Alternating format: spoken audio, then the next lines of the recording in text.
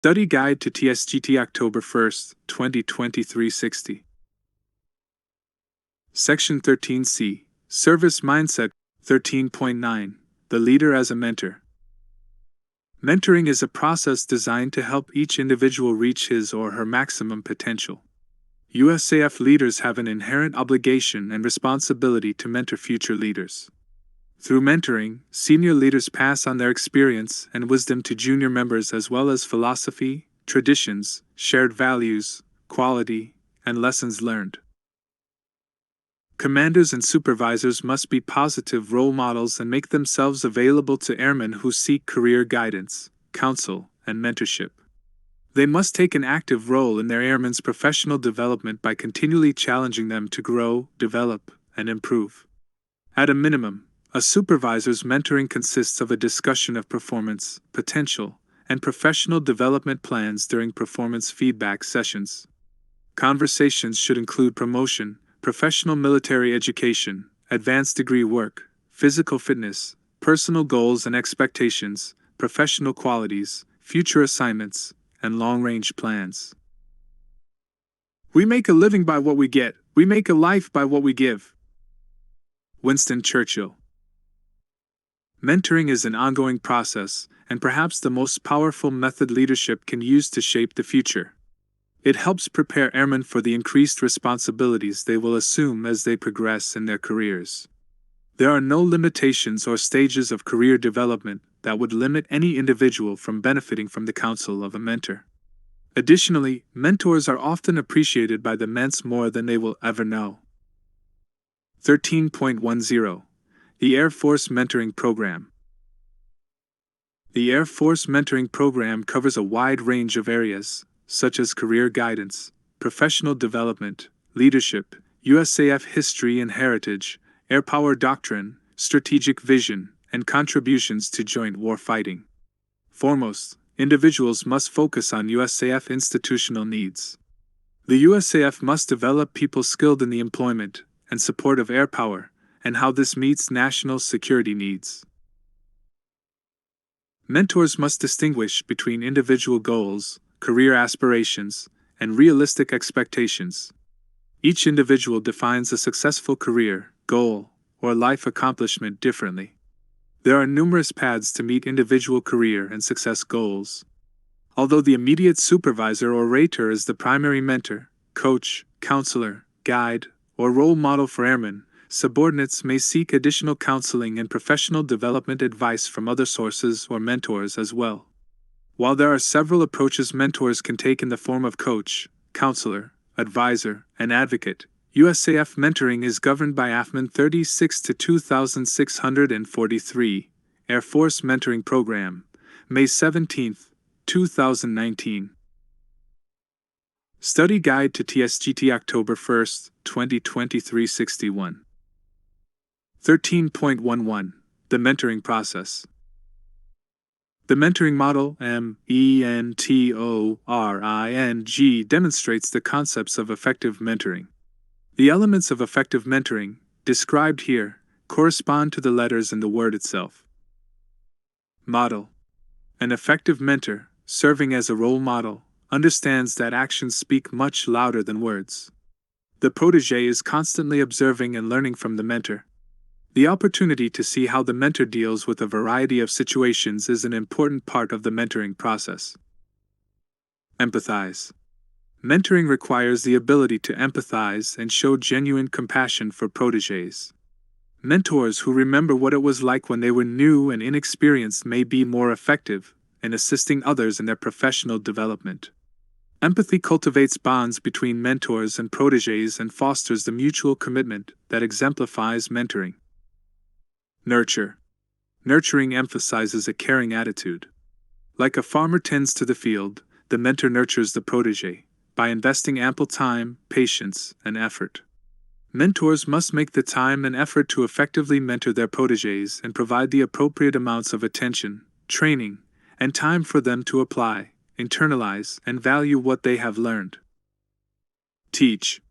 The skill of teaching may not come naturally to everyone, but knowledge and experience are valuable as mentors. Consider these 5 simple steps when teaching and training protégés. 1. Organize the material into logical, systematic units of manageable size. 2. Correct errors immediately. 3. Frequently review previously covered material and relate the material to the current lesson. 4. Include practical exercises to help the protégé exercise the newfound knowledge. And 5. Evaluate the protégé's progress and provide detailed feedback. Organize. Mentors must first be organized before helping others become organized. An organized mentor knows from the very beginning what he or she wants to achieve, and focuses on this goal.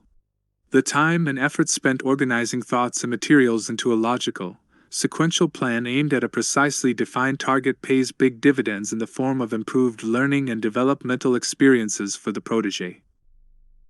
Respond. Mentoring is a two-way communication process that requires mentors to actively listen to the protégé's questions and provide useful and timely responses. Effective mentors must remain alert to recognize nonverbal behaviors and subtle communication cues that indicate the protégé's interest in certain areas. Mentors should be proactive, anticipate the needs, problems, and concerns of protégés, and address them immediately. Inspire. More than a good role model, teacher, or ally, a genuine mentor is an inspirational mentor.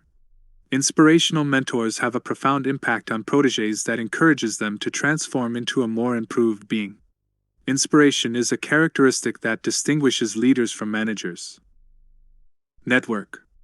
A good mentor introduces and connects a protégé with others who can provide increased guidance, support, resources, and opportunities. Networking is a vital function that helps protégés establish themselves in their professional community through a solid network of friends, acquaintances, and associates. Goal set. Sometimes people lack the experience to understand the importance of setting goals or the expertise to establish specific, measurable, achievable, realistic, and time-bound goals. Mentors must help their protégés understand why goals are important. Establish short and long-term goals that are specific, measurable, achievable, realistic, and time-bound, and be available to assist them in achieving their goals. Study Guide to Tsgt October 1, 2023 62. 13.12. The Leader as a Counselor. Being involved in an airman's development and growth is essential to a leader's influence and credibility. Leaders should seek to develop and improve counseling abilities to ensure effective counseling is provided to airmen. Counseling can be conducted for a number of reasons, ranging from something as simple as discussing steps made toward achieving a goal, to something as complex as addressing a significant life-changing event. 13.13. When to counsel. The key to successful counseling is to conduct the counseling as close to the event as possible. Good leaders take advantage of naturally occurring events as opportunities for providing feedback. Leaders must be genuinely interested in airmen and understand how involvement can help personally and professionally. Listening and providing assistance may greatly enhance an airman's ability to deal with a situation. Professional growth counseling is often conducted while reviewing an airman's duty performance during a certain period and setting standards for the next period, typically, but not only during Airman's Comprehensive Assessment, ACA, feedback sessions. Leaders may conduct counseling for superior or substandard duty performance or behavior. Leaders may conduct crisis counseling to help an airman through the initial shock after receiving negative news. Referral counseling may follow crisis counseling, which can help airmen work through a personal situation and may serve as preventive counseling before a situation becomes a problem. Referral counseling often involves agencies, such as legal services, religious affairs, or an alcohol and drug counselor. 13.14. Approaches to counseling. An effective leader approaches each airman as an individual. Different people and different situations require different counseling approaches. 3 approaches to counseling include non-directive, directive, and combined. The major difference between the approaches to counseling is the degree to which the airman participates and interacts during a counseling session. Figure 13.2 summarizes the advantages and disadvantages of each approach. Non-directive. The non-directive counseling approach is preferred for most counseling sessions. During the counseling session, the leader listens to the situation before helping the individual make decisions or giving advice. The leader encourages the airman to explore and clarify important points to better understand the situation. During non-directive counseling, the leader should refrain from providing solutions or rendering opinions. Instead, maintain focus on individual and organizational goals and objectives. Also, ensure the airman's plan of action aligns with those goals and objectives. Directive. The directive counseling approach works best to correct simple problems, make on-the-spot corrections, and correct specific aspects of duty performance. The leader using the directive style directs the course of action for the airman.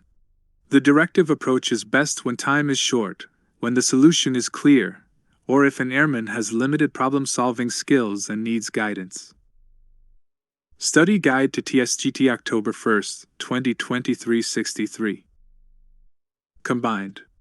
The combined counseling approach is a blend of both the directive and non-directive approaches, adjusting them to articulate what is best for the situation. With the combined approach, the leader emphasizes the airman's planning and decision-making responsibilities by listening, offering options, helping analyze possible solutions, encouraging the airman to decide which solution is best, and assisting with the development of a plan of action. Figure 13.2. Counseling Approach Summary Chart. Approach Advantages, Disadvantages. Non-directive. Encourages maturity. Encourages open communication. Develops personal responsibility. More time consuming. Requires greatest counselor skills. Directive. The quickest method. Good for people who need clear, concise direction. Allows counselors to actively use their experience. Does not encourage airmen to be part of the solution. May treat symptoms, not problems. May discourage airmen from talking freely. The counselor provides the solution, not the airman. Combined. Moderately quick. Encourages maturity. Encourages open communication. Allows counselors to actively use their experience. May take too much time for some situations. 13.15. The counseling process. One of the most important things a leader can do when conducting a counseling session, regardless of purpose, is to ensure the intent is established and the environment is appropriate. Although the length of time required will vary, when possible, conduct counseling during the duty day. Aim for the counseling session to last less than 1 hour, and be prepared to schedule a second session, if necessary. Both the leader and the airman should clearly understand why, where, and when the counseling session will take place and be prepared to discuss main points, pertinent information, and plausible, obtainable goals. Finally, the environment should have minimal interruptions and be free from distractions to show respect for the airman and the conversation. Even when you have not prepared for formal counseling, you can follow the 4 basic components of a counseling session: state the purpose, discuss the issues, develop a plan of action, and record the plan. These steps can be as simple or as elaborate as the situation requires. Also, schedule any future meetings, at least tentatively, before closing the session. Appropriate measures to consider following the counseling may include a follow-up session, making referrals, informing the chain of command, and taking corrective measures. 13.16. The leader as a coach. Effective leaders often serve as coaches who must thoroughly understand the strengths, weaknesses, and professional goals of members of their teams. Leaders coach airmen similar to. Study Guide to Tsgt October 1st, 2023 64. The way athletic coaches improve their teams: by setting goals, developing and implementing plans of action, and providing oversight and motivation throughout the process. 13.17. Vision.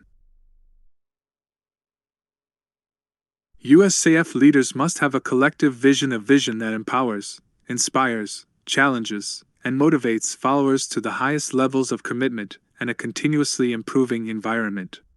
Airmen are responsible for conducting and maintaining the asymmetric advantages and capabilities the USAF delivers in air, space, and cyberspace. We need to ensure we are also driving efficiencies and improvements across the board. Therefore, we must use the right tools and techniques to address problems, leverage opportunities for improvement, and employ our greatest resource, innovative, dedicated airmen. Vision is helping people believe they can accomplish goals in the anticipation of a better future as a result of their efforts. Inspiration is one way to convey vision. To better understand this concept, consider President John F. Kennedy's announcement in 1961 of the United States' intention to put a man on the moon within the decade. Perhaps an impossible task by most standards, and yet it was achieved. The dramatic announcement and the infectious inspiration helped achieve the goal. 13.18 Implementing the Vision. While senior leadership has the authority and responsibility to change the system as a whole, leaders at lower levels direct supervisors and subordinates to seek and perform tasks more appropriate to the challenges of the new age. To do this, leaders must communicate the vision, bolster airmen's courage and understanding, and solicit ideas and suggestions. A great leader's courage to fulfill his vision comes from passion, not position. John C. Maxwell. The 21 Irrefutable Laws of Leadership. Every leader needs to establish an enduring vision. As technology and our environment continue to evolve, our vision and leadership style must keep pace. A vision that meets the organization's needs at the time of implementation, over time, is likely to require revision. Therefore, the vision-forming process should be continual. On the other hand, the vision should not be arbitrarily modified. If the vision works and is aligned with environmental and technological developments, the vision should be affirmed and supported. The ability to form mental images of a possible outcome and translate these images into a reality through leadership and action is a unique feature of the human brain. A leader should constantly anticipate the influences, trends, and demands that affect the vision over the next month, year, and even decade. To be of realistic value, the vision must be logical, deductive, and plausible. Vision must be specific enough to provide real guidance to people, but unbounded enough to encourage initiative and demonstrate relevancy to a variety of conditions. Leaders with vision are compelled to overcome complacency and refuse to accept the norm of doing things as they have always been done.